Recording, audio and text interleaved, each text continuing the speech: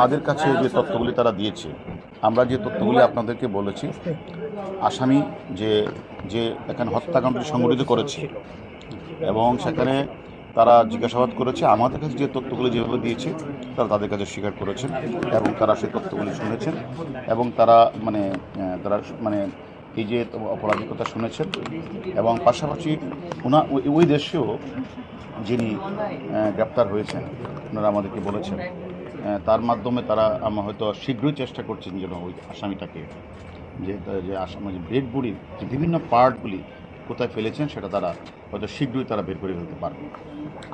এখন পর্যন্ত তাহলে তার মরদেহটি তারাও শনাক্ত করতে পারেনি, চেষ্টা করছে, হয়তো মানে দ্রুত সময় তারা পেয়ে যাবে। হারুন ভাই, দেশে বা ভারতে অন্য কেউ এটার সঙ্গে যুক্ত আছে কিনা? এটা আমার টাইম পরে তদন্ত করব। ওরা কি কাউকে অ্যারেস্ট করেছে হারুন ভাই, সে কথা বলেছেন?